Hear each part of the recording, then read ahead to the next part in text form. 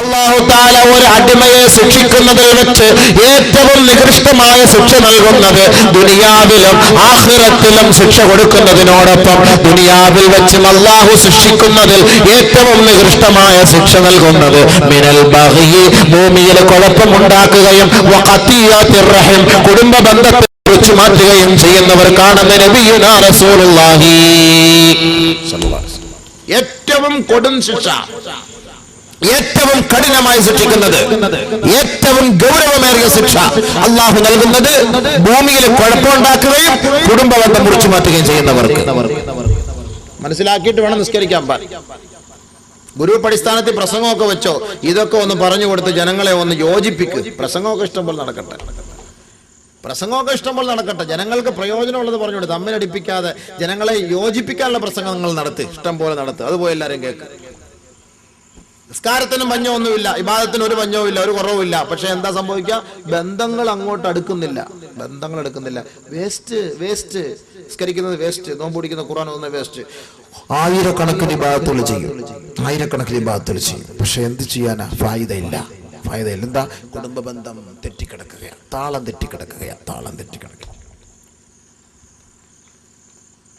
ബഹുമാനപ്പെട്ട അബൂ ഹുറൈറ റളിയല്ലാഹു അൻഹു റിപ്പോർട്ട് ചെയ്യുന്ന മറ്റൊരു ഹദീസ്, അന്നഹു ജലസ യുഹദ്ദിസു അൻ റസൂലില്ലാഹി സ്വല്ലല്ലാഹു അലൈഹി വസല്ലം, നബി തങ്ങളുടെ ഹദീസുകൾ ചർച്ച ചെയ്യുന്നതിനു വേണ്ടി, മതപ്രഭാഷണം നടത്തുന്നതിനു വേണ്ടി മദീന പള്ളിയുടെ ഉമ്മറപ്പടിയിൽ അല്ലാഹുവിന്റെ റസൂലിന്റെ സ്വാഹിബായ കൂട്ടുകാരനായ തോഴനായ അബൂ ഹുറൈറ റളിയല്ലാഹു അൻഹു വന്നിരിക്കുകയാ. അതേപോലെ പ്രഭാഷണം നടത്താൻ വേണ്ടി അബൂബക്കർ മുസ്ലിയാർ വന്നിരിക്കുന്നത് പോലെ, നിങ്ങളൊക്കെ കേൾക്കാൻ വന്നിരിക്കുന്ന പോലെ അബൂ ഹുറൈറ റളിയല്ലാഹു അൻഹു മദീന പള്ളിയുടെ അങ്കണത്തിൽ വന്നിട്ട് പ്രഭാഷണം നടത്താൻ വന്നപ്പോ സ്വഹാബാക്കളൊക്കെ വന്നിങ്ങനെ ഇരിക്കുകയാണ്. അദ്ദേഹം എഴുന്നേറ്റ് നിന്നിട്ട് പറഞ്ഞു, അബൂ ഹുറൈറ റളിയല്ലാഹു അൻഹു എഴുന്നേറ്റ് നിന്നിട്ട് പറഞ്ഞു, പ്രസംഗം തുടങ്ങുന്നതിന് മുമ്പ് എഴുന്നേറ്റ് പറഞ്ഞു, അഹ്റജു അലാ കുല്ലി ഖാതിഇ റഹിമിൻ ഇല്ലാ ഖാമ മിൻ ഇൻദിനാ.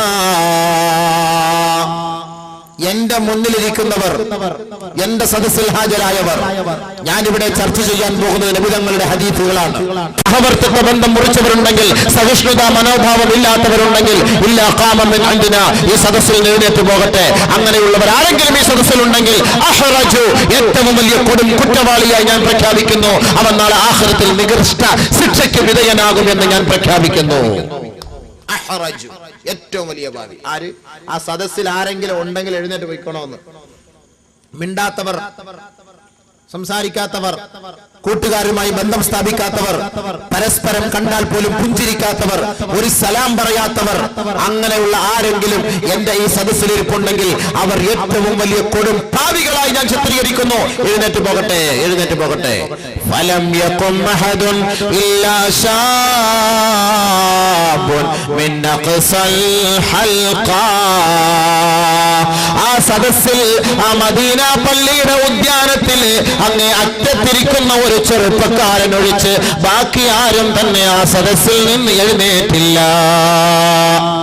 ഒരു ചെറുപ്പക്കാരൻ എഴുന്നേറ്റ് ഓടും. അദ്ദേഹം നേരെ പോയത് തന്റെ മാമിയുടെ അടുക്കലേക്ക്. അദ്ദേഹം തന്റെ മാമിയുമായി മുൻപ് സിനീൻ, വർഷങ്ങളായി ബന്ധം വിച്ഛേദിച്ച വ്യക്തിയായിരുന്നു. വർഷങ്ങളായി മാമിയുമായിട്ട് ബന്ധമില്ല. ആ വ്യക്തി ഇരിക്കുന്ന സദസ്സിലാണ്. ആ വ്യക്തിയെ നോക്കിക്കൊണ്ടൊന്നുമല്ല, പൊതുവെ പറഞ്ഞതാണ്. ആ വ്യക്തി ഇരിക്കുന്ന സദസ്സിൽ അബൂ ഹുറൈറ റളിയല്ലാഹു അൻഹു പറഞ്ഞു, കൊടും പാപിയായിട്ട് ഞാൻ അവരെ ചിത്രീകരിക്കുന്നു. നാളെ ആഖിറത്തിൽ നികൃഷ്ട ശിക്ഷ ഏറ്റുവാങ്ങേണ്ടി വരും, നിന്ദ്യനായിരിക്കും, നാണം കെട്ട ശിക്ഷയ്ക്ക് വിധേയനാകേണ്ടി വരും. അങ്ങനെ ആരെങ്കിലും ഉണ്ടെങ്കിൽ എഴുന്നേറ്റ് പോകണമെന്ന് പറഞ്ഞപ്പോൾ ഈ ചെറുപ്പക്കാരൻ എഴുന്നേറ്റ് നേരെ തന്റെ മാമിയുടെ അടുക്കലേക്ക് പോയി തന്റെ മാമിയുമായി ബന്ധം സ്ഥാപിച്ചു.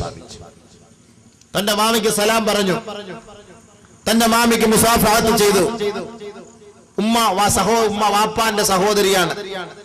കെട്ടിപ്പിടിച്ച് പൊട്ടിക്കരഞ്ഞ്, മാമി എന്റെ ഭാഗത്ത് നിന്ന് വന്ന വീഴ്ചകൾക്ക് മാപ്പ് നൽകണം എന്ന് പറഞ്ഞപ്പോൾ ഫഖാലത്ത് അമ്മതുഹു, ആ മാമി പറഞ്ഞു, മാ ജാബിക യാ ഇബ്ന അഖി, ഇത്ര വർഷമായി, ഇത്ര നാളുകളായി എന്റെ മുന്നിലൂടെ നീ യാത്ര ചെയ്യുന്നു, പോകുന്നു, വരുന്നു, ഇന്നേ വരെ എന്റെ വീട്ടിലൊന്ന് കയറി വരികയോ എനിക്കൊരു സലാം ചൊല്ലുകയോ ചെയ്യാൻ നീ തയ്യാറാകാതെ ഇപ്പോൾ നിനക്ക് ഇങ്ങനെ ഒരു മനോഭാവം ഉണ്ടാകാനുള്ള കാരണമെന്ത്? മനസ്സിനൊരു വ്യതിയാനം സംഭവിക്കാൻ കാരണമെന്ത്? സ്വാഭാവികമായിട്ട് ചോദിക്കൂല എല്ലാരും. ബഹുമാനപ്പെട്ട ആ സ്വഹാബി സഹോദരൻ പറയുകയാണ്, ഇന്നി ജലസ്തു ഇലാ അബീ ഹുറൈറത സാഹിബി റസൂലില്ലാഹി സ്വല്ലല്ലാഹു അലൈഹി വസല്ലമ ഫഖാമ ഫഖാല അഹ്റജു അലാ കുല്ലി ഖാതിഅ റഹിമിൻ ഇല്ലാ ഖാമ മിൻ ഇൻദിനാ. ഞാൻ അബൂ ഹുറൈറ റളിയല്ലാഹു അൻഹുവിന്റെ സദസ്സിലിരുന്ന് ദീൻ കേൾക്കുന്നതിന് വേണ്ടി അവിടെ ഇരുന്നപ്പോൾ അദ്ദേഹം എഴുന്നേറ്റ് നിന്ന് പറഞ്ഞു, കുടുംബ ബന്ധം മുറിച്ചവരെ ഞാൻ കൊടും കുറ്റക്കാരനായി കാണുന്നു. അവരാരെങ്കിലും ഈ സദസ്സിലുണ്ടെങ്കിൽ എഴുന്നേറ്റ് പോകട്ടെ എന്ന് പറഞ്ഞപ്പോൾ എന്റെ ഹൃദയം അതിന് അവിടെ ഇരിക്കാൻ അനുവദിച്ചില്ല മാമി. ഞാനപ്പോഴാണ് മാമിയെ കുറിച്ച് ഓർത്തത്.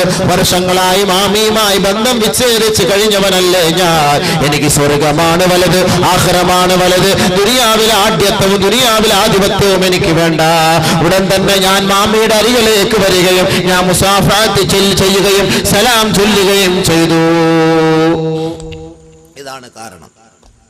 ഉടനെ മാമി ചോദിച്ചു, ഫഖാലത്ത് അമ്മത്തുഹു, മാമി ചോദിക്കുകയാണ്, ഫസ്അൽഹു, അബൂ ഹുറൈറയോട് ചോദിച്ചു നോക്കണം, എന്തേ ഇതേപോലെ ഈ കുടുംബ ബന്ധം മുറിച്ചവരെയൊന്നും ആ സദസ്സിലിരുത്താത്തത് എന്തേ, കാരണമെന്തേ ഒന്ന് ചോദിക്ക്. فجاء رجل إلى أبي هريرة. അബൂ ഹുറൈറ റളിയല്ലാഹു അൻഹുവിന്റെ സവിധത്തിൽ ആ സ്വഹാബി വരെത്തുകയാണ്. ഫഖാല, എന്നിട്ട് ചോദിച്ചു, ലിമലം യജ്ലിസ് അലാ ഖാതി റഹിമിൻ ഇൻദക്.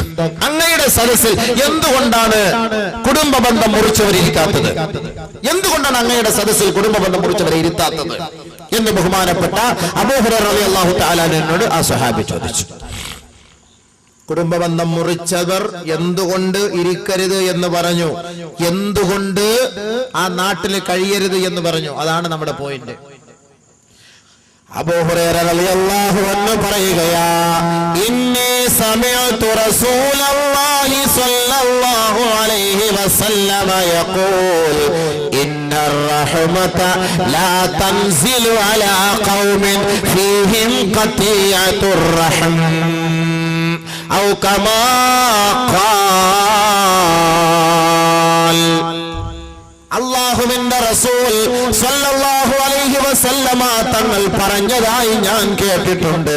അല്ലാഹുവിന്റെ കാരുണ്യം, അവന്റെ ബർക്കത്ത്, അവന്റെ ഔദാര്യം, അവന്റെ റഹ്മത്ത്, അവന്റെ ഓശാരം ഒരു നാട്ടിലേക്ക് ഇറങ്ങുകയില്ല, ഒരു മഹല്ലിലേക്ക് ഇറങ്ങുകയില്ല, ഒരു സദസ്സിലേക്ക് ഇറങ്ങുകയില്ല, ഒരു സമുദായത്തിലേക്ക് ഇറങ്ങുകയില്ല. ഫീഹിം ഖാതിഉ റഹിം, ആ കൂട്ടത്തിലോ ആ മഹല്ലിലോ ആ നാട്ടിലോ കുടുംബ ബന്ധം മുറിച്ചവരുണ്ടെങ്കിൽ അല്ലാഹുവിന്റെ കാരുണ്യവും അവന്റെ ബർക്കത്തും ആ നാട്ടിലിറങ്ങുകയില്ല എന്ന് നബി തങ്ങൾ പറഞ്ഞതായി ഞാൻ കേട്ടിട്ടുണ്ട്. അതുകൊണ്ട് നബി തങ്ങളെ കുറിച്ച് ചർച്ച ചെയ്യുന്ന ഈ സദസ്സിൽ അങ്ങനെ ബന്ധം മുറിച്ചവരുണ്ടെങ്കിൽ എഴുന്നേറ്റ് പോകട്ടെ, കാരുണ്യം അല്ലാഹു വർഷിക്കട്ടെ.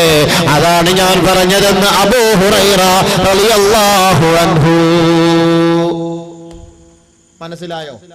കുടുംബത്തിൽ ബർക്കത്ത് കിട്ടാത്തതിന്റെ കാരണം മനസ്സിലായോ? മഹല്ലിൽ ബർക്കത്ത് കിട്ടാത്തതിന്റെ കാരണം മനസ്സിലായോ? നാട്ടിൽ ഐശ്വര്യം കിട്ടാത്തതിന്റെ കാരണം മനസ്സിലായോ? സദസ്സ് ശുഷ്കിച്ചു പോകാനുള്ള കാരണം മനസ്സിലായോ? വൈര്യം, വൈര്യം, വൈര്യം. ഈ വൈര്യം ഉള്ളത് കൊണ്ട് അള്ളാന്റെ റഹ്മത്ത് ഇങ്ങോട്ട് വരുന്നില്ല. അതുകൊണ്ട് നമുക്കും ബുദ്ധിമുട്ട്, അവർക്കും ബുദ്ധിമുട്ട്, നാട്ടുകാർക്കും ബുദ്ധിമുട്ട്, വീട്ടുകാർക്കും ബുദ്ധിമുട്ട്, സംഘടനാവാസികൾക്കും ബുദ്ധിമുട്ട്, എല്ലാവർക്കും ബുദ്ധിമുട്ട്. നമ്മൾ പരസ്പര ഐക്യവും കുടുംബബന്ധം ചേർക്കുകയും സാഹോദര്യം നിലനിർത്തുകയും ചെയ്യുന്നവരായിരുന്നുവെങ്കിൽ ഇത്രയും പേരേ ഉള്ളോ? ഈ മുക്കന്തര മുക്ക് ഇഞ്ചക്കാടോ അല്ലേ? അതവിടെ ഇഞ്ച ഒന്നും കാണുന്നില്ലല്ലോ, പോച്ചക്കാട് കാണുന്നുണ്ട്. എന്തുവാകട്ടെ, എന്നാൽ ഈ നാട്ടില് വന്നപ്പോൾ സാധാരണഗതിയിൽ വാളെന്നൊക്കെ പറയുമ്പോൾ നമ്മുടെ ഈ പോരുവഴി ഭരണിക്കാവ് മയ്യത്തങ്കര ഏരിയ ഒക്കെ വലിയ ദീനും വലിയ ഇബാദത്തും ആൾക്കാരൊക്കെ നല്ല ദീനുമായിട്ട് നല്ല കൂറും ബന്ധമൊക്കെ ഉള്ളവരാണ്. പൊതുവെ ഇബാദത്തും നിസ്കാരവും ഒക്കെ ഉള്ള സഹോദരങ്ങളും ദീനിൻ്റെ ഒരു പ്രഭാഷണങ്ങളൊക്കെ വെക്കുമ്പോൾ എല്ലാവരും ഒരുമിച്ച് കൂടുന്ന ആളുകളൊക്കെ ഇവിടെ വന്നിട്ട് അരമണിക്കൂർ ഇവിടെ കുത്തിയിരുന്നിട്ടും ആളുകളെ കാണുന്നില്ല. അപ്പം എന്താ അതിൻ്റെ പിന്നിൽ? എന്തോ ഉണ്ട് അല്ലേ? ഇല്ലാതില്ലല്ലോ, എന്തോ ഒന്നുണ്ട്. ആ ഉണ്ട് എന്ന് പറഞ്ഞ സാധനം എടുത്ത് കളഞ്ഞിട്ട് ഒരുമിച്ച് അങ്ങോട്ട് ആ എൻജിൻ ആ ബോഗിയിലോട്ട് അങ്ങോട്ട് ഫിറ്റ് ചെയ്തേരെ, എങ്കിലും എല്ലാം റാഹത്താവും. നിങ്ങൾ ഇഷ്ടമുള്ള സംഘടന പ്രവർത്തിച്ചോ, നമ്മൾ സംഘടന പ്രവർത്തിക്കേണ്ടെന്ന് പറയുന്നില്ല. ഇഷ്ടമുള്ള സംഘടനയിൽ അവരവർ പ്രവർത്തിച്ചോട്ടെ. പക്ഷെ നമ്മുടെ മഹല്ലുകാർ, നമ്മുടെ നാട്ടുകാർ, നമ്മുടെ ഗ്രാമവാസികൾ, നമ്മുടെ കുടുംബക്കാർ ഒരുമിച്ച് നില്ല്. കല്യാണത്തിന് ഒരുമിക്കുന്നു, മരണത്തിന് ഒരുമിക്കുന്നു. പിന്നെ എന്താ ഇതിന് മാത്രം ഒരുമിക്കാത്തത്? ഏത് സംഘടനക്കാരനും മരണത്തിന് വരുന്നു, ഏത് സംഘടനക്കാരനും കല്യാണത്തിന് പങ്കെടുക്കാൻ വരുന്നു. ഒരു വണ്ടി ഇടിച്ച് കിടന്നാൽ എല്ലാവരും ഓടി വരുന്നു പൊക്കി എടുത്തോണ്ട് പോകാൻ വേണ്ടി. അവിടെയൊക്കെ ഐക്യമുണ്ട്. പിന്നെ ഈ വിഷയങ്ങളായി അതുകൊണ്ട് എന്താ സംഭവിക്കുക? റഹ്മത്തില്ല, ബർക്കത്തില്ല, പ്രശ്നം, കുടുംബത്തിൽ പ്രശ്നം, നാട്ടിൽ പ്രശ്നം, വീട്ടിൽ പ്രശ്നം, കച്ചവടത്തിൽ പ്രശ്നം, സാമ്പത്തിക പ്രശ്നം, മാനസിക പ്രശ്നം. ഒരു ഇൻട്രസ്റ്റും ഇല്ല, ഒരു സുഖവും ഇല്ല, ഒരു ടേസ്റ്റും ഇല്ല ജീവിതത്തിൽ. ഇത് ഞാൻ പറഞ്ഞല്ല, മനുഷ്യൻ 3 കാര്യത്തിന് വേണ്ടിയിട്ടാ ഈ ബന്ധങ്ങൾ ഒഴിവാക്കുന്നതും ഈ ബന്ധം വിച്ഛേദിച്ച് കഴിയുന്നതും ഈ വാശിയും ദുർവാശിയുമായിട്ട് കഴിയുന്നതും. 3 കാര്യങ്ങൾ. ഈ നെട്ടോട്ട ഓടുന്നതും നേരം വെളുത്തി എഴുന്നേറ്റ് കച്ചവടത്തിന് പോണതും നാളെ പള്ളിക്കൂടത്തിൽ പോകണം, ജോലിക്ക് പോകണം, അതുകൊണ്ട് വാത് കേട്ടാ ഉറക്കം കിട്ടൂല എന്ന് പറഞ്ഞിട്ട് നിസ്കാരം പോലും കളഞ്ഞിട്ട് കിടന്ന് ഉറങ്ങുന്നതും ഒക്കെ എന്തിനാ? 3 കാര്യത്തിന് വേണ്ടിയിട്ടാണ്. ഒന്ന്, അവന്റെ കുടുംബത്തിൽ സ്വസ്ഥമായ ഒരു ജീവിതം നയിക്കണം. 2, അവന്റെ ശരീരത്തിന് ആരോഗ്യത്തിന് വേണ്ടി. 3, അന്നത്തെ അന്നം കിട്ടണം. ഈ 3 കാര്യമാണ് ഈ ഭൂലോകത്തിൽ ജീവിക്കുന്ന മനുഷ്യന്റെ ആവശ്യം. ഈ 3 4മതൊരു കാര്യം ഒരുത്തനും വേണ്ട. ഉണ്ടെന്ന് ആർക്കെങ്കിലും പറയാൻ പറ്റുമോ? 3 കാര്യം. ഒന്നെന്ത് വേണം? സ്വസ്ഥത വേണം. കോടികളുണ്ട്, സ്വസ്ഥത ഇല്ല. പുണ്യമുണ്ടോ? കോടികൾ കിടപ്പുണ്ട്, കോടികളുണ്ട്. മക്കൾ അടിയോടടി. വാപ്പാക്കും സ്വസ്ഥതയില്ല, ഉമ്മാക്കും സ്വസ്ഥതയില്ല, സ്വത്തിനും മുതലിനും കിടന്ന് അടിയോടടി പ്രശ്നങ്ങളാണ്. സ്വസ്ഥതയുണ്ടോ? വാപ്പാക്കും സ്വസ്ഥമാണെന്ന് പള്ളിയിൽ പോകാൻ പറ്റുമോ? സുഖമില്ലാതെ കിടക്കുന്ന വാപ്പായ ഉമ്മായ എങ്ങനെയെങ്കിലും പടത്തിനകത്തോ ഫ്യൂറിഡാൻ ഒഴുക്കി കൊടുത്തിട്ട് എങ്ങനെയെങ്കിലും ഒന്ന് മരിച്ചു കിട്ടിയാൽ ഇതൊന്ന് ഓഹരി ചെയ്തെടുത്തോണ്ട് എനിക്ക് ബോംബെക്ക് പോകണം, ഒരാൾ ബാംഗ്ലൂർ പോകണം, ഒരാൾ മദ്രാസിൽ പോകണം എന്നൊക്കെ നിയത്തി ചെയ്തിട്ട് ഇങ്ങനെ ഇരിക്കായി. ഇവരോട്ട് മരിക്കുന്നുമില്ല, കട്ടിലിട്ട് ഒഴിയുന്നുമില്ല. അവസാനം മരുന്ന് വാങ്ങിക്കുന്ന കൂട്ടത്തിൽ ഒരു ക്യാപ്സൂളിനകത്തിരിക്കുന്ന പൊടിയൊക്കെ എടുത്ത് മാറ്റി ഫ്യൂറിഡാൻ ഇട്ട് കൊടുത്തിട്ട് വാപ്പിച്ച ഗുളിയ എന്നാ നടുവേദനയുടെ ഗുളിയ എന്നാ തിന്നുകൊട്. എക്കാലത്തേക്ക് വാപ്പിച്ചാടെ നടുവേദന പൂർണ്ണമായിട്ട് പോയി. വാപ്പായ, സ്വന്തം വാപ്പായ എങ്ങനെയെങ്കിലുമൊക്കെ ഒന്ന് തടി സലാമത്തായി കിട്ടണം, വസ്തു കിട്ടണം. നബി സല്ലല്ലാഹു അലൈഹി വസല്ലമ തങ്ങൾ പറയുന്നു, മൻ അസ്ബഹ മിൻകും ആമിനൻ ഫീ സിർബിഹി വമുആഫൻ ഫീ ജസദിഹി ഇൻദഹു ഖൂതു യൗമിഹി കഅന്നമാ ഹിസത്തു ലഹു ദുനിയാ. നിങ്ങളിൽപ്പെട്ട ആർക്കെങ്കിലും നേരം വെളുക്കുമ്പോൾ ഈ 3 കാര്യങ്ങൾ ലഭ്യമായാൽ ദുനിയാവ് മുഴുവനും അവൻ കരസ്ഥമാക്കിയവനെ പോലെ എന്ന് നബിയുനാ റസൂലുള്ളാഹി. മൻ അസ്ബഹ മിൻകും, ആരെങ്കിലും നിങ്ങളിൽപ്പെട്ടവർ നേരം വെളുക്കുമ്പോൾ ആമിനൻ ഫീ സിർബിഹി, അവന്റെ കുടുംബത്തിൽ സ്വസ്ഥതയുണ്ടെങ്കിൽ, വമുആഫൻ ഫീ ജസദിഹി, അവന്റെ ശരീരത്തിൽ ആരോഗ്യമുണ്ടെങ്കിൽ, ഇൻദഹു ഖൂതു യൗമിഹി, അന്നത്തെ ദിവസം അവന്റെ അത്താണിക്കുള്ള വഴി ലഭിച്ചെങ്കിൽ, കാന്നമാ ഹിസത്തു ലഹു ദുനിയാ, ദുനിയാവ് മുഴുവനും കരസ്ഥമാക്കിയവനെ പോലെയാണെന്ന് ഹബീബുനാ വസനദുനാ റസൂലുള്ളാഹി സ്വല്ലല്ലാഹു അലൈഹി വസല്ലം. ഈ 3 കാര്യം ഒരാൾക്ക് കിട്ടിയാൽ ദുനിയാവ് മുഴുവനും അവന് കിട്ടിയവനെ പോലെയാണ്. ഈ 3 കാര്യം. ഒന്ന്, ആമിനൻ ഫീ സിർബി, കുടുംബത്തിൽ സ്വസ്ഥത. ശരിയല്ലേ? കുടുംബത്തിൽ സ്വസ്ഥത ഇല്ലെങ്കിൽ പണം ഉണ്ടായിട്ട് കാര്യമുണ്ടോ? കുടുംബത്തിൽ സ്വസ്ഥത ഉണ്ടാകാനാണ് ഈ കുടുംബ ബന്ധം അടുപ്പിക്കാൻ വേണ്ടി പറയുന്നത്. മക്കളെയൊക്കെ വിളിച്ചു കൂട്ടിയിട്ട്, മോനെ നിങ്ങൾക്ക് വേണ്ടിയിട്ടുള്ളതാ വാപ്പ ഉണ്ടാക്കിയിട്ടൊക്കെ, നിങ്ങൾ എന്നെ കൊന്നിട്ട് എങ്ങനെയെങ്കിലും ഇത് കരസ്ഥമാക്കാൻ നിൽക്കാതെ മരിക്കുമ്പോൾ ഞാനങ്ങ് മരിക്കും, ഇതൊക്കെ നിങ്ങൾക്ക് വേണ്ടി ഓഹരി ചെയ്ത് തരാനുള്ളതാ, നിങ്ങൾക്ക് വേണ്ടിയുള്ളതാ, നിങ്ങൾ ഇത്തിരി സബൂറാക്ക്, ക്ഷമിക്കുക, ഉപദേശിക്കുക. ഭാര്യയെ വിളിച്ച് ഉപദേശിക്കുക, ഭർത്താവിനെ വിളിച്ച് ഉപദേശിക്കുക, നമ്മുടെ കുടുംബത്തിൽ ആരെങ്കിലൊക്കെ പ്രശ്നങ്ങളുണ്ടെങ്കിൽ അവരൊക്കെ വീട്ടിൽ വിളിച്ചിട്ട് നമ്മൾ ഉപദേശിക്കും. ഇങ്ങനെ ഉപദേശിച്ച് സമാധാനമായിട്ട് കാര്യങ്ങൾ പറയുമ്പോൾ അവൻ്റെ കുടുംബത്തിൽ സ്വസ്ഥത കിട്ടും, റാഹത്ത് കിട്ടും. റാഹത്ത്, മനുഷ്യൻ റാഹത്ത്. ഗൾഫാർ മുഹമ്മദ് അലി, യൂസുഫ് അലി എന്നൊക്കെ പറയുമ്പോൾ കോടികളുള്ളവരാണ്. പക്ഷെ അവർക്കൊരു സ്വസ്ഥത ഉണ്ടെന്ന് നിങ്ങൾക്ക് പറയാൻ പറ്റുമോ?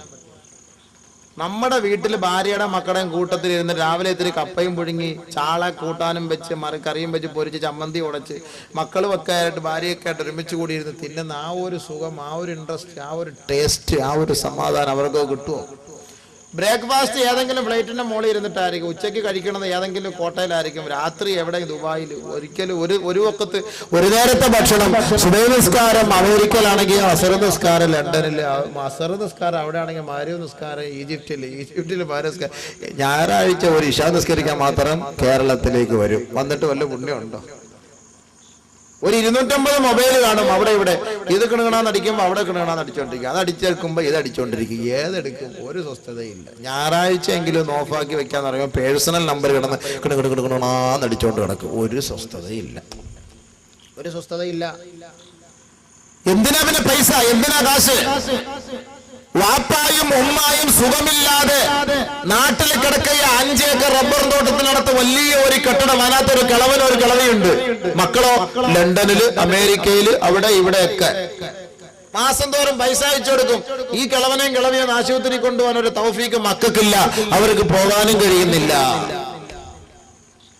വയസ്സായ ഉമ്മായും വയസ്സായ മാതാവും പിതാവും ഈ പൈസ കാണുമ്പോൾ, ബുലൂസ് കാണുമ്പോൾ അവർക്ക് ഒപ്പമാണ് അത് ചെലവാക്കാൻ തോന്നൂല. ഈ കാശ് ഇങ്ങനെ വരുമ്പോൾ, ഒരു കെട്ട് കാണുമ്പോൾ അവർക്ക് അത് ചെലവാക്കാൻ തോന്നില്ല. അതിങ്ങനെ തലങ്ങണിക്കടിയിൽ വെച്ച് എടുത്ത് വെച്ച് പാരസെറ്റാമോൾ മേടിച്ച് തിന്നുകൊണ്ടിരിക്കും. 2 രൂപയുടെ പാരസെറ്റാമോളും 10 രൂപയുടെ കാറുകാരൻ കൊണ്ടുവന്ന കൊട്ടൻ ചുക്കാതി തൈലവും ഇതും വാങ്ങിച്ച് ഇങ്ങനെ തിന്ന് അതും ഇങ്ങനെ പുരട്ടി കഴിയും. 1000ങ്ങളും 10,000ങ്ങളും ഇവരുടെ തലങ്ങണിക്കടിയിൽ കാണും. മരിച്ചു കഴിയുമ്പോൾ ഇവരെ കുളിപ്പിക്കാൻ വേണ്ടി എടുക്കുമ്പോൾ ഒരു കെട്ട് നോട്ട്, പിന്നെ കുളിപ്പിക്കുന്നതൊക്കെ. പിന്നെ ഈ നോട്ട് കെട്ട് ആദ്യം ഓഹരി ചെയ്യുന്ന വിഷയത്തിൽ ചർച്ച, പിന്നെ നമുക്ക് കുളിപ്പിക്കാം, അവിടെ കിടക്കട്ടെ. ഇതിനെക്കുറിച്ച് ആദ്യം ചർച്ച ഇഷ്ടം പോലെ ഉണ്ട്. വാപ്പായ്ക്കും ഉമ്മാക്കും ഒന്ന് സ്വസ്ഥമായി ആശുപത്രിയിൽ കൊണ്ടുപോകാനോ അവരെ ഒന്ന് ചികിത്സിക്കാനോ ഒന്നും നമുക്കൊന്ന് വയ്യ. മക്കളൊക്കെ ഗൾഫില, വർഷങ്ങളായി ഗൾഫില. കല്യാണം കഴിച്ച് പെണ്ണുമ്പിള്ളെ കൊണ്ട് വീട്ടിലോട്ടാക്കും, ഇവൻ 3 ദിവസം കഴിഞ്ഞ് ഗൾഫിൽ പോകും. പിന്നെ മകൾക്ക് 8 വയസ്സാകുമ്പോഴാണ് തിരിച്ചു വരിക. ദാമ്പത്യ ജീവിതത്തിന് എന്താ സഹോദര ഒരു ടേസ്റ്റ്. 8 വയസ്സുള്ള കുട്ടിയായിട്ട് അവിടെ പോയി നിൽക്കുമ്പോ വാപ്പ ഇറങ്ങി വരുമ്പോ, ഉമ്മിച്ച എന്റെ വാപ്പ ഏതാ, ഉമ്മിച്ച എന്റെ വാപ്പ. ഉമ്മാടുത്ത് ചോദിക്കണം കറക്റ്റായിട്ട് വാപ്പ ആരാന്നുള്ളത്. കാരണം ഒരുപാട് വാപ്പമാരിപ്പോ ഉണ്ട്. അതുകൊണ്ട് ആരാ ഒറിജിനൽ വാപ്പ എന്നുള്ളത് ഉമ്മാടുത്ത് തന്നെ ചോദിക്കണം. കച്ചവടക്കാരാണെങ്കിലോ രാവിലെ 5 മണിക്ക് എഴുന്നേറ്റ് പോകും മാർക്കറ്റിൽ, രാത്രി 12 മണി കടയിൽ കടച്ചു വരും. അപ്പൊ മക്കൾ കിടന്ന് ഉറക്കമായിരിക്കും. ഞായറാഴ്ച ഒരു ദിവസം മാത്രം കച്ചവടക്കാര് വീട്ടിൽ കാണും. അപ്പൊ എന്ത്, ഈ ഞായറാഴ്ചയല്ലേ, മക്കളുടെ കൂടെ ഒന്ന് ഭക്ഷണം കഴിക്കാൻ ചെല്ലി രാവിലെ പോത്തിറച്ചി വാങ്ങാൻ പോകും. പോത്തിറച്ചി മേടിച്ചിട്ടുണ്ടെങ്കിൽ തിരിച്ചു വരുന്ന വഴിയിൽ മക്കളായിരിക്കും സിറ്റ് ഔട്ട് ഇരിക്കുന്നത്. ഉമ്മാടുത്ത് പറയും, ഉമ്മിച്ച ആരോ ഒരാൾ ഒരു സിമ്മിക്കവറുമായിട്ട് വെളി വന്ന് നിൽക്കുന്നു, സിമ്മിക്കവറുമായിട്ട് വെളി പോയി. അപ്പൊ ഉമ്മിച്ച ഓടി വരും അടുക്കളയെന്ന്. വന്ന് നോക്കുമ്പോ എന്താ, അയ്യോ നിന്റെ വാപ്പായ മോനെ. ഇതാണ് എന്റെ വാപ്പിച്ച. അറിയില്ല. കാരണം എന്താ, മക്കൾ ഉറക്കത്തിന് എഴുന്നേക്കുന്നതിന് മുമ്പെല്ലാം കച്ചവടത്തിന് പോകും. പിന്നെ വരുന്ന എത്ര മണിക്കാ? 12 മണിക്ക്. പോകുമ്പോഴും ഉറക്കം മക്കള്, വരുമ്പോഴും ഉറക്കം മക്കള്. പിന്നെ എപ്പോഴാണ് മക്കൾ ഉറങ്ങാതെ വാപ്പായി കാണുന്നത്? ഞായറാഴ്ച ദിവസം മക്കൾക്കും ഫ്രീ, വാപ്പാക്കും ഫ്രീ. ആ സമയത്തായിരിക്കും വാപ്പായ മക്കൾ ഉമ്മ പരിചയപ്പെടുത്തി, ഇതാണ് നിന്റെ വാപ്പ, ഇതാണ് നിന്റെ വാപ്പ. ഇങ്ങനെ ജീവിച്ചിട്ട് എന്തിനാ സുഹൃത്തെ ഈ കാശുണ്ടാക്കി? എന്ത് പുണ്യം! ഇതാണ് വാപ്പാക്കും ഉമ്മാക്കും പിന്നെ ഗുണമില്ലാത്ത മക്കളായി മാറുന്നത് നമ്മുടെ മക്കൾ. വാപ്പാക്കും ഉമ്മാക്കും പ്രയോജനമില്ലാത്ത മക്കളായി മാറുന്നതിന്റെ കാരണം അതാണ്. മാതാപിതാക്കളുടെ സ്നേഹം മക്കൾക്ക് കിട്ടുന്നില്ല. മാതാപിതാക്കൾ ആരാണെന്ന്, അവർക്കുള്ള മഹത്വം എന്താണെന്ന് മക്കൾക്ക് പഠിപ്പിച്ചു കൊടുക്കാൻ ഇന്ന് ഉപ്പയില്ല, ഉമ്മയില്ല. ഉപ്പ സമ്പാദിക്കാൻ ഗൾഫിൽ പോയി കിടക്കുന്നു. അവന്റെ ശരീരവും മജ്ജയും മാംസവും മുഴുവനും അവൻ അറേബ്യൻ മണലാരണ്യത്തിൽ അവൻ പണയപ്പെടുത്തിയിട്ട് വയസ്സനായി ശരീരം നിറയെ രോഗവുമായി ഇവിടേക്ക് വരുമ്പോ ചെറുപ്പക്കാരിയായ ഇവിടുത്തെ പെണ്ണ് അവനെ സ്വീകരിക്കുന്നത് തൈലവുമായിട്ട്, കുഴമ്പുമായിട്ടാണ്. തൈലവും കുഴമ്പുമായിട്ട് റെസ്റ്റ് എടുക്കാൻ വേണ്ടി വരുക. 20 വർഷം ഞാൻ അവിടെയായിരുന്നു, 25 വർഷം അവിടെയായിരുന്നു. ആ നല്ല സമയം, ആ യുവത്വം മുഴുവനും ഇവൻ ഗൾഫിൽ കൊടുത്തിട്ട് നാട്ടിൽ വന്നു. ഈ 1000ങ്ങളും കോടികളും സമ്പാദിച്ചു. എന്തു പുണ്യം നിന്റെ യുവത്വത്തിൽ! നിന്റെ ഭാര്യയോടുള്ള ഹക്ക്, ഭാര്യയ്ക്കുള്ള അവകാശം നിറവേറ്റാൻ നിന്നെ കൊണ്ട് കഴിഞ്ഞോ? ആ കുഞ്ഞുമക്കളുടെ ലാളന, ആ കുഞ്ഞു കുഞ്ഞുമക്കൾക്കുള്ള സ്നേഹം കൊടുക്കാൻ നിന്നെ കൊണ്ട് കഴിഞ്ഞോ? ആയിരങ്ങളും കോടികളും നീ സമ്പാദിക്കുന്നു. പക്ഷെ ഈ സമ്പാദ്യം എന്തിന്? മക്കൾക്ക് സുഖിക്കാനില്ല, ഭാര്യയ്ക്ക് സുഖിക്കാൻ കിട്ടുന്നില്ല, മാതാപിതാക്കൾക്ക് സുഖിക്കാൻ കിട്ടുന്നില്ല. അല്ലാഹുവിന്റെ റസൂൽ പറഞ്ഞത് എത്ര പച്ചയായ സത്യം. മന്നസ്ബഹമിൻകും ആമിനൻ ഫീ സിർബിഹി, നിന്റെ കുടുംബത്തിൽ സ്വസ്ഥതയുണ്ട് എങ്കിൽ, വമുആഫൻ ഫീ ജസദിഹി, അവന്റെ ശരീരത്തിന് ആരോഗ്യമുണ്ടെങ്കിൽ, ഇൻദഹു ഖൂതു യൗമിഹി, അന്നന്ന് പോയി സമ്പാദിച്ച് കൊണ്ടുവന്ന് തന്റെ മക്കളോടൊപ്പം തന്റെ ഭാര്യമാരോടൊപ്പം ഒരേ മേശയുടെ മുകളിൽ നിന്ന് ഭക്ഷണം ഒരേ പാത്രത്തിൽ കൈയിട്ട് കഴിക്കുന്ന ആ ഒരു സാഹചര്യം നിനക്കുണ്ടെങ്കിൽ, ദുനിയാവ് കിട്ടുന്നതിനേക്കാൾ നിനക്കത് ശ്രേഷ്ഠമാണെന്ന് നബിയുനാ റസൂലുള്ളാഹി. അതിന്റെ ഒരു സുഖം വേറെയാ അല്ലേ? ശരിയല്ലേ? എന്റെ ഒരു സുഖം വേറെ അല്ലേ? അല്ല, വയസ്സാം കാലത്ത് വന്നിട്ട് പെണ്ണുമ്പിള്ളക്ക് ജോലി ഉണ്ടാക്കുന്ന എന്തിനാ? എന്നാ പിന്നെ അവിടെ കാണാൻ മരിച്ച് അവിടെ കണ്ട് അടക്ക്, ഇവള് പോയി വേറെ ആരെങ്കിലും പോയി കെട്ടിക്കോട്ടെ. കല്യാണം കഴിച്ച് കൊണ്ടുവന്നങ്ങോട്ട് നിർത്തും. മൂന്നിന്റെ അന്ന് ഒരൊറ്റ പോക്ക് പോകും, 3-ാം പാത്തയായി ഓതിയിട്ട് ഒരു പോക്ക് പോയാൽ പിന്നെ വരുന്നത് എത്ര വർഷം കഴിഞ്ഞിട്ടാ? എന്നിട്ട് നല്ലൊരു മൊബൈൽ മേടിച്ചു കൊടുക്കും, പിന്നെ കാര്യം റാഹത്തായി. വേണമെന്നുണ്ടെങ്കിൽ കൂട്ടുകാരെ അളിയാ എൻ്റെ കൊച്ചിനെ എൻ്റെ പെണ്ണുമ്പിള്ളെ കൂടെ നോക്കണം അളിയാ, ഞാൻ എൻ്റെ ചിലപ്പോൾ 2 വർഷം എന്തെങ്കിലുമൊക്കെ സാധനം വേണമെങ്കിൽ മേടിച്ചു കൊടുക്കണത് അയൽവക്കക്കാരനെ ഏൽപ്പിച്ചിട്ടും കൂടെ പോകും. അങ്ങനെയും ചെയ്യും. എന്തൊരിടങ്ങേറായത്, എന്തൊരിടങ്ങേറാ. അപ്പൊ ഈ ബന്ധങ്ങൾ ഇങ്ങനെ കൂടുമ്പം ഭർത്താവ് ഗൾഫിൽ നിന്ന് 2 വർഷം 3 വർഷം കഴിഞ്ഞിട്ട് പെണ്ണുമ്പിള്ളെ കാണാൻ വേണ്ടി വരുന്നോണ്ടെ പറയും, ഇക്ക ഇങ്ങനെ പോന്ന് എന്നാ പോകുന്നത്? എയർപോർട്ടിൽ വെച്ച് ചോദിക്കും, പാസ്പോർട്ട് മേടിച്ചിട്ട്. അത് 6 മാസം കൊണ്ട്. 6 മാസമൊക്കെ നിന്നാ നമ്മുടെ കടമൊക്കെ എന്നാ തീരുന്നത്? 3 വർഷം കഴിഞ്ഞ ഇക്കാലത്ത് പറയാ പെണ്ണുമ്പിള്ള, നല്ല പെണ്ണുമ്പിള്ള കഷ്ടപ്പെട്ട് ലീവ് എടുത്ത് അറബി കൊടുക്കാതിരുന്ന് എങ്ങനെങ്കിലുമൊക്കെ അവന് ബുലൂസ് കൊടുത്ത് അടുപ്പിച്ച് അവിടുന്ന് എയർപോർട്ടിൽ നിന്ന് വരും. എന്നാൽ കുറച്ചാൾ നമ്മുടെ മക്കളും ഭാര്യയൊക്കെ ആയിട്ട് കഴിഞ്ഞ കൂടെ ഒരു 5-6 മാസം കിട്ടുമല്ലോ ലീവ് എന്ന് പറഞ്ഞ് ഓടി വരിക. വരുന്ന വഴിയിൽ എയർപോർട്ടിൽ നിന്ന് കണിയാപുരം എത്തി അവിടെ ഹോട്ടലിൽ കയറി ചാപ്പാടൊക്കെ അടിക്കാൻ കയറി കൂട്ടത്തിൽ പാസ്പോർട്ടൊക്കെ എടുത്ത് 6 മാസമൊക്കെ തീർന്നാൽ അവിടെ ബാങ്കിൽ അത്ര അടയ്ക്കാനുണ്ട്, സൊസൈറ്റി ഇത്ര അടയ്ക്കാനുണ്ട്, പിന്നെ പലചരക്ക് കച്ചവടമൊക്കെ. ഇപ്പൊ ഇക്കായ കണ്ടാൽ തന്നെ അയാൾ നാളെ വീട്ടിൽ വരും, പിന്നെ പള്ളിയിൽ കുറെ കുടിശ്ശിക അടയ്ക്കാനുണ്ട്. ഇതെല്ലാം കൂടെ ഉള്ള സ്ഥിതിക്ക് ഇക്ക ഈ 6 മാസം നിന്നാൽ പറ്റത്തില്ല. ഒരു 2 മാസം കഴിഞ്ഞിട്ട് ഇക്ക പെട്ടെന്ന് കേറിപ്പോ. പിന്നെ അയാൾക്ക് വരാൻ തോന്നുവോ ഇങ്ങോട്ട്? ഒന്ന് ആലോചിച്ച് നോക്ക്. അപ്പൊ അതിന്റെ പിന്നാമ്പറം പരിശോധിച്ച് നോക്കണം. അതിന്റെ പിന്നാമ്പറം പരിശോധിച്ച് നോക്കണം. എന്തുകൊണ്ടാണ് ഈ പെണ്ണിങ്ങനെ പറയാനുള്ള കാരണം? എന്താണ് കാരണം? ഇക്ക പോയിക്കോ, ഇക്ക അമ്മക്ക് അവിടെ കാര്യങ്ങളൊക്കെ അല്ല ഇവിടെ നടത്തി തരുന്നുണ്ട് റാഹത്തായിട്ട്. ഇക്ക അവിടെ പോയി സമ്പാദിച്ചിട്ട് മാസം തോറും കാശ് ഇങ്ങോട്ട് അയച്ചു തന്നാൽ മതി. കാര്യങ്ങൾ അങ്ങനെയാണ് ഇന്ന് കൂടുതൽ സംഭവം നടക്കുന്നത്. ഭർത്താവിനോട് സ്നേഹമുള്ള പെണ്ണാന്നേ പറയും, നമുക്ക് ഉള്ള ചക്കക്കുരുവെങ്കിൽ അത് മതി, ഉണക്കച്ചീനെങ്കിൽ അത് മതി, നമുക്ക് ഉള്ളത് കൊണ്ട് തൃപ്തിപ്പെട്ട് മരിക്കുന്നവരെ റാഹത്തായിട്ട് കഴിഞ്ഞുകൂടെക്ക, അത് മതി എന്ന് പറയുന്ന ഒരു ഭാര്യ ഉണ്ടോ? ഇവക്ക് ഇപ്പം പാവാട ഇടണം, 40 വയസ്സായി, ഇപ്പൊ പാവാട ഇട്ട് അരക്കുപ്പായ വിട്ട് ഒന്നിങ്ങനെ ഒന്ന് കുണുങ്ങി നടക്കണം. ഇപ്പോഴത്തെ വലിയ ആഗ്രഹമാണ്, ആവേശമാണ്. അതിന് ഇക്ക ഇവിടെ നിന്ന് നടക്കുന്ന കാര്യമാണോ? ഗൾഫിൽ നിന്ന് അറബികൾ ഇട്ട് വിലസുന്ന ആ ഡ്രസ് ഇങ്ങോട്ട് അയച്ചു കൊണ്ടുവാ. അതിനാ ഓടിച്ചു വിടുന്നത്. പോയിട്ട് 40 വയസ്സുകാരി താത്താക്ക് ഇപ്പൊ മോഹം. ചെറുപ്പക്കാരികളെ കാട്ടിലും കഷ്ടമാ ഇന്ന് കല്യാണ വീടുകളിൽ പോയ കളവികളുടെ അവസ്ഥകൾ. എങ്ങനാ പിന്നെ ഈ പീഡനങ്ങൾ ഉണ്ടാവാതിരിക്കുന്നത്? അതുകൊണ്ട് ആഡംബര ജീവിതത്തിന് വേണ്ടി തന്റെ ഭർത്താക്കന്മാരെ ഗൾഫിലേക്ക് പറഞ്ഞയച്ചിട്ട് തന്റെ സഹോദരിമാർ, തന്റെ ഭാര്യമാർ, തരുണിമണികൾ ഇവിടെ വന്ന് ഭയങ്കരമായ ആഡംബര ജീവിതം നയിക്കുകയാണ്. കുടുംബത്തിൽ സ്വസ്ഥമായിട്ട് തന്റെ ഭാര്യയെ ഭർത്താവിനോടൊപ്പം ഉള്ളത് കൊണ്ട് തൃപ്തിപ്പെട്ട് കഴിയുന്ന ഒരു ശൈലി ഉണ്ടാക്കിയെടുക്കാൻ നമ്മുടെ ഉമ്മത്തിന് തയ്യാറായിട്ടില്ല. എന്തിനാ ഗൾഫിൽ പോണേ? ഞാനൊന്ന് ആലോചിക്കട്ടെ, ഒന്ന് പറയട്ടെ. 600 രൂപ എന്നൊരു മേശരിക്ക്, ഒരു ആശാരിക്ക്, ഒരു മെക്കാടിന് 400 രൂപ. 400 രൂപ ഗൾഫിൽ പോയവന് ശമ്പളം എത്ര? 1000 റിയാല്, 12,000 രൂപ. അതിൽ 400 രൂപ ചാപ്പാട്, 200 രൂപ വാടക, പിന്നെന്തോ കിട്ടും? കൂടിപ്പോയ 1500 റിയാൽ. അതിനപ്പുറത്തുള്ള പഠിത്തവും നമുക്കില്ല. ഇവിടെ 600 രൂപ ദിവസം ഉണ്ടാക്കിയാല് 3, 6, 18, 18,000 രൂപ നമുക്ക് ഇവിടെ തന്നെ കിട്ടും. 18,000 രൂപ ഇവിടെ തന്നെ കിട്ടും. രാവിലെ ഒരു വണ്ടി പെട്ടി വണ്ടി തള്ളിക്കൊണ്ട് പോയാല്, അതിൽ കുറച്ച് പച്ചക്കറിയും വെച്ചോണ്ട് പോയാല്, അല്ലെങ്കിൽ കല്ല് വെച്ച മാങ്ങായും പറക്കി വെച്ചോണ്ട് പോയാല്, മനുഷ്യരെ കളിപ്പിക്കാൻ വയറ്റിളക്കം ഉണ്ടാക്കാൻ വേണ്ടിയിട്ട് അങ്ങനെയും കുറച്ച് കാശുണ്ടാക്കിയിട്ട് വന്നാല് വൈകിട്ട് അവന്റെ പോക്കറ്റിൽ 10, 600 രൂപ 700 രൂപ മിച്ചം കിട്ടും. 3, 21, 700 വെച്ച് കിട്ടിയാൽ 21,000 രൂപ ശമ്പളക്കാരനായ ഒരു മാസത്തിൽ. ഭാര്യ, മക്കള്, ഉപ്പ, ഉമ്മ, നാട്ടുകാര്, പള്ളി, വാത്, നസീഹത്ത്, മതപ്രഭാഷണം, റാഹത്തായ ജീവിതം ഇല്ലേ സുഹൃത്തെ? എന്ത് സന്തോഷം മനസ്സിന്, എന്ത് സന്തോഷമാണ്.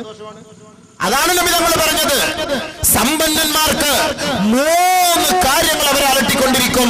അലി റളിയല്ലാഹു അൻഹു പറഞ്ഞു, 3 കാര്യങ്ങൾ സമ്പന്നന്മാരെ അലട്ടിക്കൊണ്ടിരിക്കും. ഒന്ന്, ഹമ്മുൽ ലാസിമുൻ, നിരന്തര ടെൻഷൻ. നിരന്തര ടെൻഷൻ. സമ്പന്നന്മാർക്ക് നിരന്തര ടെൻഷൻ. അത് ഞാൻ പറയുന്നില്ല. ഇതൊക്കെ ബെൻസ് കാറില യാത്ര ചെയ്യുക, AC ഇട്ടുകൊണ്ടാ പോവുക. AC കൂട്ടിയിടാൻ പറയും, പിറകിയിരുന്നു കൊണ്ട് മോലാളി. ഡ്രൈവർ പറയും, സാറേ തണുക്കുന്ന കുടുങ്ങുന്ന വണ്ടി തെറ്റിപ്പോകും. എടാ നിനക്ക് തണുത്താലും ഞാനിവിടെ ഇരുന്ന് വേർക്കുകയാണ്, 50 കോടി എടുത്തിരിക്കുകയാണ്, നാളെ ജപ്തി നോട്ടീസുമായിട്ട് വരും, ഞാനിത് എങ്ങനെ അടയ്ക്കും എന്ന് ഓർത്ത് ഫിക്ർ ചെയ്ത് ഞാൻ പിറകിയിരിക്കുക. നിനക്ക് തണുക്കുന്നില്ലേ, എനിക്ക് വേർക്കുന്നു, കൂട്ടിയിട് AC. ബെൻസ് കാറിൽ പോയാലല്ലേ ഒരാളോട് പോയിട്ട് 2 കോടി കടം ചോദിച്ചാൽ കൊടുക്കുള്ളൂ. മാരുതി കാറിൽ പോയിട്ട് 2 കോടി കടം തന്നു വെച്ചാൽ ആരും കൊടുക്കുമോ? അപ്പൊ ഇവര് വീണ്ടും അവിടെ പ്രാരാബ്ധം കൂടുകയാണ്. ഒരു സ്ഥാപനം ഉണ്ടാക്കുന്നു, ഒരു മെഡിക്കൽ കോളേജ് ഉണ്ടാക്കുന്നു, അല്ലെങ്കിൽ ഒരു കോളേജ് ഉണ്ടാക്കുന്നു, കോടികൾ വാങ്ങുന്നു, കോടികൾ അവിടെ ലോൺ എടുക്കുന്നു. സാധാരണ ഒരു ഓട്ടോറിക്ഷയിലോ ഒരു ബൈക്കിലോ ഒരു മാരുതിക്കാറിലോ പോയി ചോദിച്ചാൽ പറ്റൂല. പിന്നെ വണ്ടി 40 ലക്ഷവും 50 ലക്ഷവും കൊടുത്ത് CC ഇട്ട് വണ്ടി എടുക്കുന്നു, അതിനകത്ത് കയറിയിരുന്ന് വീണ്ടും പോയി കടം ചോദിക്കുന്നു. ഈ കടം എങ്ങനെ കൊടുത്തുവിടും? ടെൻഷൻ, ഹമ്മുൻ ലാസിമുൻ, നിരന്തര ടെൻഷൻ. നിരന്തര ടെൻഷനാണ്, നിരന്തര ടെൻഷൻ, ഹമ്മുൻ ലാസിമുൻ. സ്ഥിരമായ ക്ഷീണം, സ്ഥിരമായ ക്ഷീണം. വൈകിട്ട് ഭാര്യയെ പ്രതീക്ഷിച്ചിരിക്കും, ഭർത്താവ് വരുന്നതും കാത്ത് ഭക്ഷണം കഴിക്കാതെ. 10 മണിയായി, 10:30ആയി, മിസ്കാൽ അടിച്ചുകൊണ്ടേയിരിക്കും.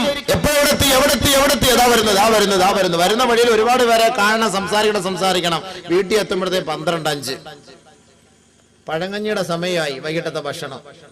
പെണ്ണും പിള്ളയും കഴിക്കാൻ പറ്റില്ല, ഇയാളും ഇവളും കഴിക്കില്ല. ഇയാളും വന്ന് കയറി ഇരുന്നോണ്ട് ഇക്ക ഭക്ഷണം എടുക്കട്ടെ. ഓ ഭക്ഷണമൊന്നും വേണ്ട, നീ അത് വേണ്ട. ഉടുപ്പ് എല്ലാം കൂടെ വലിച്ചു വാരി ഇട്ടിട്ട് ഒരു മലന്ന് പോസ്റ്റ്മോർട്ടം ചെയ്യാൻ കിടക്കുന്ന പോലെ ഒരൊറ്റ കിടത്ത. എന്താ പറ്റി? ഓ 2-3 പേർക്ക് നാളെ പൈസ കൊടുക്കാറുണ്ട്, ഇപ്പൊ അങ്ങനെ കൊടുക്കുന്നുള്ളൂ. 2-3 ഇടത്ത് കയറി ഇറങ്ങി വന്ന് കിട്ടിയില്ല. നിരന്തര ക്ഷീണം. കേക്ക് എന്നും ഇതാണല്ലോ പ്രശ്നം. എന്ന് നോക്കിയാൽ ഇവിടെ ദാമ്പത്യ ബന്ധം നടക്കുന്നില്ല, ദിവസങ്ങളായി. എങ്ങനെ ദാമ്പത്യ ബന്ധം നടക്കും? ടെൻഷൻ അടിച്ചു കഴിഞ്ഞാൽ എങ്ങനെ ഒരു ഊർജം കിട്ടുക? ടെൻഷൻ അടിച്ച് കിടക്കല്ലേ. അത് ഉണ്ടാക്കാൻ പോകുമ്പോൾ ഓർക്കണം, ഇത്രയും കോടികളൊക്കെ സമ്പാദിക്കാൻ പോകുമ്പോൾ ഓർക്കണം, ഇതൊക്കെ എടുക്കാൻ പോകുമ്പോൾ ഓർക്കണം. വീട് വെക്കുമ്പോ ഒന്ന് ആലോചിക്കൂല, ഒരു 5 ലക്ഷം ഇങ്ങട് പെട്ടെന്ന് 10 ലക്ഷം ഇങ്ങട്. ഇത് അടയ്ക്കാൻ പോകുമ്പോഴാണ് പ്രശ്നം വരുന്നത്. വീട് വെക്കാൻ നേരത്തെ കിട്ടുമ്പോ റാഹത്താ, 10 ലക്ഷം ഇങ്ങോട്ട് കിട്ടും. പക്ഷെ അത് അടയ്ക്കാൻ പോകുമ്പോ അവൻ സമ്പാദിക്കുന്നത് ഖിയാമത്ത് നാൾ വരെ ഇവൻ സമ്പാദിക്കുന്ന പൈസ മുഴുവൻ അടച്ചാലും SBT-കാരുടെ വയറ് നിറയൂല, ഫെഡറൽ ബാങ്കുകാരുടെ വയറ് നിറയൂല, KSF-കാരന്റെ വയറ് നിറയൂല, ICICI-കാരന്റെ വയറ് നിറയൂല. നിറയുവോ?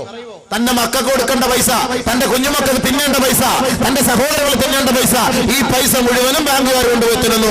ആദ്യം ഒരു കെട്ട് കൊണ്ട് തരുമ്പോൾ ഇവൻ വിചാരിക്കും, അല്ലോ ഈ ബാങ്കുകാർക്ക് എന്നോട് ഇത്ര വലിയ മഹബത്താണോ, അതങ്ങോട്ട് സ്വീകരിക്കും. അള്ളാഹു നിങ്ങൾക്ക് വർക്കത്ത് ചെയ്യട്ടെ. അള്ളാഹു വലിയ വർക്കത്താ മോനെ, നിന്റെ കിഡ്നി വിറ്റെങ്കിലും ഞങ്ങൾക്ക് അള്ളാഹ് വർക്കത്ത് ചെയ്യും, യാതൊരു സംശയമില്ല. അല്ലേ? അവസാനം ഗതിയില്ലാതെ എല്ലാം വിൽക്കേണ്ടി വരും. വീടടക്കം കൊണ്ടുപോകും. മക്കൾക്ക് ഫ്രൂരിടാൻ ഒരു ഗ്ലാസ് വെള്ളത്തിൽ കലക്കി കൊടുത്തിട്ട് അവരെല്ലാരും കൂടെ ദാ കിടക്കും. നേരം വിളക്കും പള്ളിയിൽ സുബഹിക്ക് ഇന്നാലില്ലാഹി വ ഇന്നാ ഇലൈഹി റാജിഊൻ. അബൂബക്കറിന്റെ മക്കളും ഭാര്യ എല്ലാം കൂടെ ദാ തൂങ്ങിച്ചത്ത് ഒരു ഫാമിലി ഒരു ഭാര്യനകത്ത് ജമാഅത്തോടുകൂടി തൂങ്ങി നിൽക്കുന്നു. എന്തിനാ ഈ വെപ്രാളത്തിന് ഈ ഇതിനൊക്കെ പോണത്? നിരന്തര ക്ഷീണം. അലി റളിയല്ലാഹു അൻഹു പറഞ്ഞ വാക്കാ. മൂന്നാമത്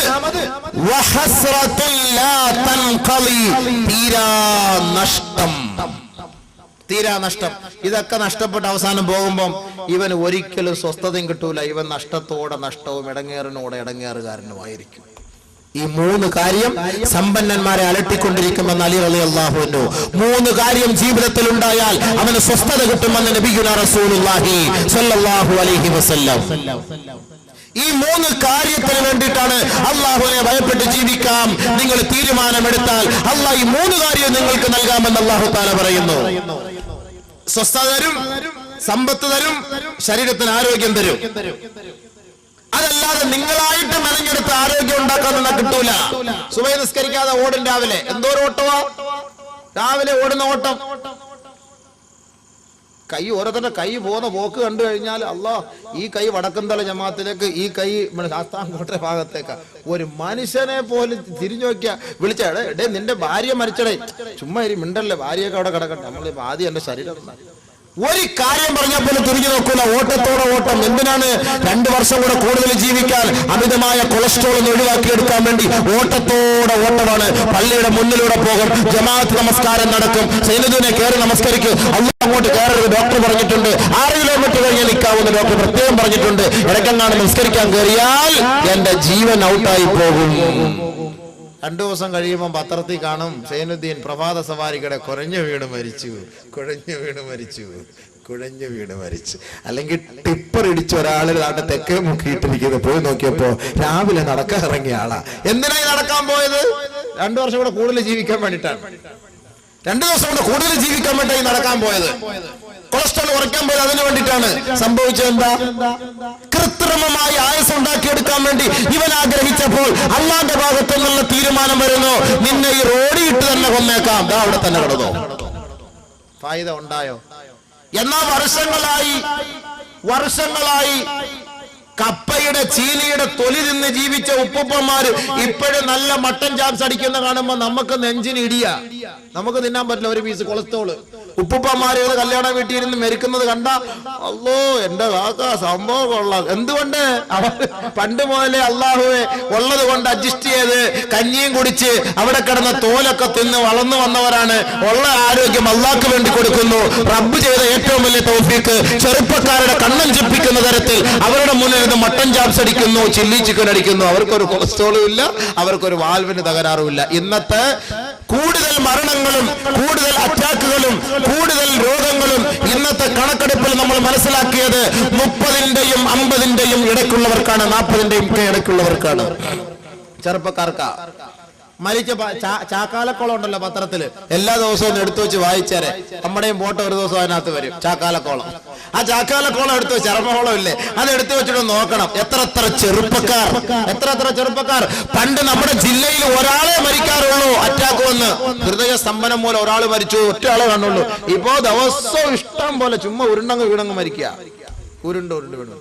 അള്ളാഹു പെട്ടെന്നുള്ള മരണത്തിൽ നമ്മളെ രക്ഷപ്പെടുത്തുമാറാകട്ടെ. അള്ളാഹു നമുക്ക് ആയുസ് തരും, ആരോഗ്യം തരും, ജീവിതത്തിൽ ബർക്കത്ത് ചെയ്തു തരും. എപ്പോൾ നിങ്ങൾ അള്ളാഹുവിലേക്ക് അടുക്കാൻ നിങ്ങൾ തയ്യാറാവുക, പരസ്പര വൈര്യം മറക്കുക, പരസ്പര ബന്ധം സ്ഥാപിക്കുക. അള്ളാഹുവിന്റെ റസൂൽ പറഞ്ഞു, നിങ്ങൾക്ക് ആയുസ് വേണമോ, നിങ്ങളുടെ ആയുസ് വർദ്ധിക്കണമോ, നിങ്ങൾ വിച്ഛേദിച്ച ബന്ധങ്ങൾ നിങ്ങൾ കൂട്ടിച്ചേർക്കുവിൻ, നിങ്ങളുടെ ആയുസ് അള്ളാഹു ഓട്ടോമാറ്റിക്കായിട്ട് ഉയർത്തി തരും. അതാ മരിക്കുന്നത്, പെട്ടെന്ന് മരിക്കുന്നതാ. ജീവിക്കണമെന്ന് ആഗ്രഹമുണ്ടോ? നാളെ ഒരു കെട്ട് പൊയിലയും വെറ്റിലയും മേടിച്ചോണ്ട് ഉമ്മുമ്മമാരെയൊക്കെ പോയി മിണ്ടാത്തവരെയൊക്കെ പോയി കണ്ടിട്ട് അല്ലാ ഉമ്മ, എന്റെ ഉമ്മിച്ച, എന്റെ മാമി, എന്റെ അക്കച്ചി, എന്റെ ചിന്നമ്മ, എന്റെ കൊച്ചുമ്മ എന്നൊക്കെ പറഞ്ഞു നാളെ തന്നെ ഷഅബാൻ മാസമാണ്, റമദാൻ വരുന്നതിന് മുമ്പ് ബന്ധം വിച്ഛേദിച്ചവരോടൊക്കെ പോയി സലാം ചൊല്ലി മുസാഫഹത്ത് ചെയ്ത് അവരുമായി ബന്ധം സ്ഥാപിക്കാൻ നമ്മൾ തയ്യാറായാൽ അള്ളാഹു നമ്മുടെ ആയുസ് അധികരിപ്പിച്ചു തരും. കടന്ന് ഓടയും അപ്രാളപ്പെടയും ഒന്നും വേണ്ട, കമ്പിക്കകത്ത് കടന്ന് തൂങ്ങുകയും ജിംനേഷ്യത്തിൽ പോവുകയും ഇതൊന്നും പറഞ്ഞിട്ടൊന്നും കാര്യമില്ല. അള്ളാഹ് ഒരു സമയം വെച്ചിട്ടുണ്ട്, ആ സമയത്ത് ഇസ്രായേൽ വന്ന് പൊക്കി എടുത്തോണ്ട് അങ്ങ് പോകും. അത് ചിലപ്പോൾ ഓടുന്ന സമയത്തായിരിക്കും, ജിംനേഷ്യത്തിൽ കിടക്കുന്ന സമയത്തായിരിക്കും, 500 കിലോയുടെ ഭാരം തൂക്കുന്ന സമയത്തായിരിക്കും, മൈതാനത്തിൽ കിടന്ന് ഓടുന്ന സമയത്തായിരിക്കും, ഏത് സമയത്താണെന്നറിയില്ല. പക്ഷെ അല്ലാഹു സുബ്ഹാനഹു വ തആല നമ്മുടെ റൂഹിനെ പിടിക്കാൻ മലക്കുകൾ അയക്കുന്ന സമയത്ത് കുടുംബ ബന്ധം ചേർക്കുന്ന അവസ്ഥയിലാണ് റൂഹിനെ പിടിച്ചതെങ്കിൽ നമ്മൾ നാളെ സ്വർഗത്തിൽ ആയുസ്സും കൂടും സ്വർഗ